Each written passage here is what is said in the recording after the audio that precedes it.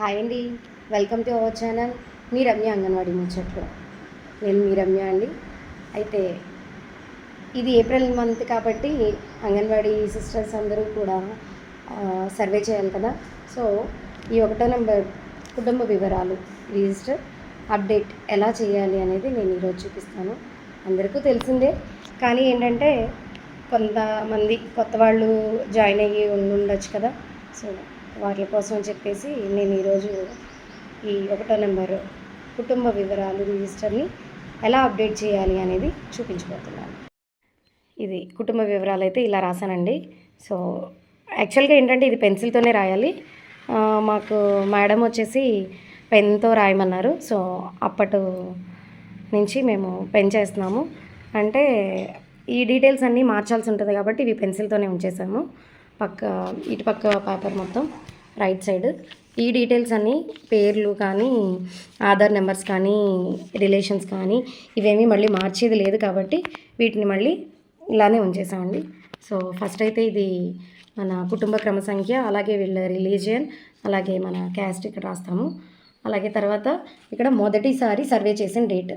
So ఈ book వచ్చేసి మేము అంతకుముందు డిపార్ట్మెంట్ వాళ్ళు 2013లోనే ఎప్పుడో ఇచ్చారంటండి. సో అంటే అప్పటికి ఇంకా నేనైతే జాయిన్ అవ్వలేదు.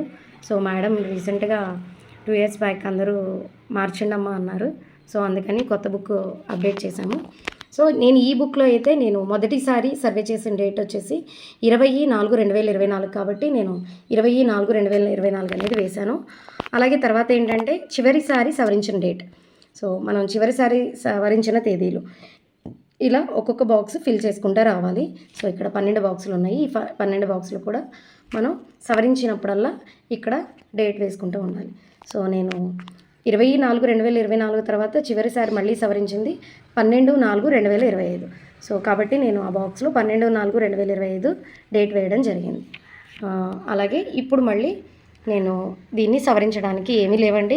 ఇందులో నేను యాడ్ చేయాల్సింది లేదు, అలా అని చెప్పేసి ఈ డీటెయిల్స్లో తీయాల్సింది లేదు. కాబట్టి ఈ డీటెయిల్స్ అలాగే ఉన్నాయి యాజ్ టీజ్గా. వీటికి ఏజ్లు మాత్రమే మార్చాల్సి ఉంటుంది నేను. కాబట్టి వీటికి ఏజ్లు మార్చుదాం.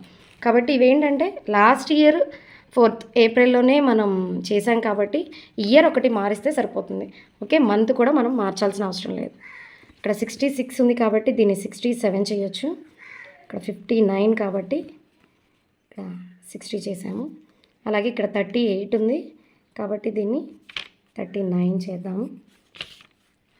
ఇక్కడ 35 ఉంది కాబట్టి 36 చేద్దాము. ఇక్కడ 14 ఉంది కాబట్టి 15 చేద్దాము. ఇక్కడ 10 ఉంది కాబట్టి 11 చేద్దాము. సో ఇలాగా ఏజ్లు మార్చేసాం. ఇయర్కి మంత్స్ మార్చాల్సిన అవసరం లేదు, ఎందుకంటే లాస్ట్ మంత్కి ఇప్పుడు ఏప్రిల్లోనే కాబట్టి సేమ్ మంతే వస్తుంది. ఇక్కడ వచ్చేసి నెక్స్ట్ కాలం వచ్చేసి తల్లి పేరు 0 నుంచి 6 సంవత్సరాల లోపు పిల్లలు. మనకి ఇక్కడ ఈ డీటెయిల్స్లో 0 నుంచి 6 సంవత్సరాల లోపు పిల్లలు సో ఉండుంటే ఇక్కడ 6 సంవత్సరాల లోపు పిల్లలు కానీ ఉండుంటే ఈ కాలంలో తల్లి పేరు, ఇక్కడ ఉన్న తల్లి పేరు, ఆ బిడ్డ తల్లి పేరు రాయాల్సి ఉంటుంది. సో మనకి ఇక్కడ 6 సంవత్సరాల పిల్లలు అయితే లేరు కాబట్టి ఈ కాలం మొత్తం నేను డాష్లు పెట్టాను. తర్వాత లాభోక్తుల కోడ్. ఈ కోడ్ వచ్చేసి గర్భవతులు కానీ ఉండుంటే మనకి వీళ్ళల్లో గర్భవతి కానీ బాలింత కానీ 0 నుంచి 6 సంవత్సరాల పిల్లలు కానీ కిషోరి బాలికలు అంటే 11 నుంచి 18 సంవత్సరాల పిల్లలు కానీ ఉండుంటే మనం ఆ కోడ్ వేయాలి. అంటే గర్భవతి అయితే గా, బాలింత అయితే బా, పిల్లలు అయితే పి, కిషోరి బాలికలు అయితే కి.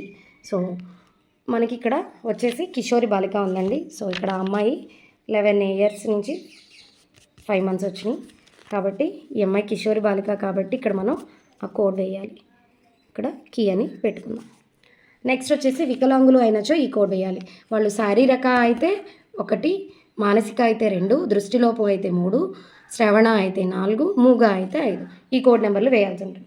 సో మనకి ఇలాంటివి ఏ ప్రాబ్లమ్స్ ఇక్కడ లేవు కాబట్టి ఇవన్నీ కూడా నేను ఈ కాలం డాష్లో పెట్టుకున్నాను.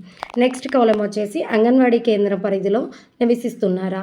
అవును అయితే అవును, కాదు అయితే కాదు అని పెట్టాలి. సో మనకి వీళ్ళంతా కూడా అంగన్వాడీ పరిధిలో నివసిస్తున్నారు కాబట్టి వీళ్ళకి అవును అని పెట్టాను. ఇంకా అన్నీ కూడా అవును అని పెట్టాలి, కానీ నేను చాలా ఉన్నాయి కదా అని చెప్పి నేను డీటెయిల్స్ పెట్టుకున్నానండి. మీరు అవును అని పెట్టుకున్నా పర్లేదు, ఇలా డీటెయిల్స్ పెట్టుకున్నా పర్లేదు. నెక్స్ట్ కాలం వచ్చేసి వలస వచ్చిన తేదీ.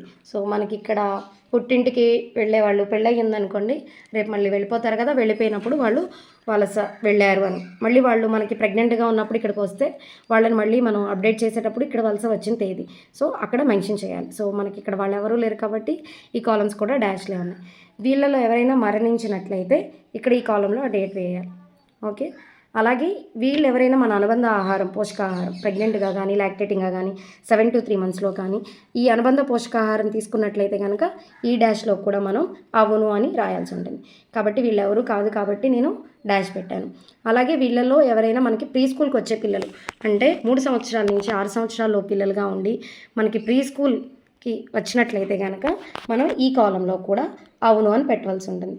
కానీ ఇక్కడ మనం ఎవరు మనకి 0 నుంచి 6 సంవత్సరాల్లో పిల్లలు లేరు కాబట్టి వాళ్ళలో ఎవరు ప్రీ స్కూల్ పిల్లలు లేరు కాబట్టి ఇది కూడా ఈ కాలం కూడా నేను డాష్ పెట్టుకోవడం జరిగింది. ఓకే అండి. అయితే ఇప్పుడు చివరిగా మనం ఈ సర్వే మనం చేసిన డేట్ ఇక్కడ అయితే వేయాల్సి ఉంటుంది. ఇప్పటి వరకు ఇప్పుడు లాస్ట్ ఇయర్ అయితే మనం 12వ తారీఖున అయితే వేసాం కదండి, 4/2025 అయితే మనం చేసాము. ఈరోజు వచ్చేసి డేట్ 17/4/26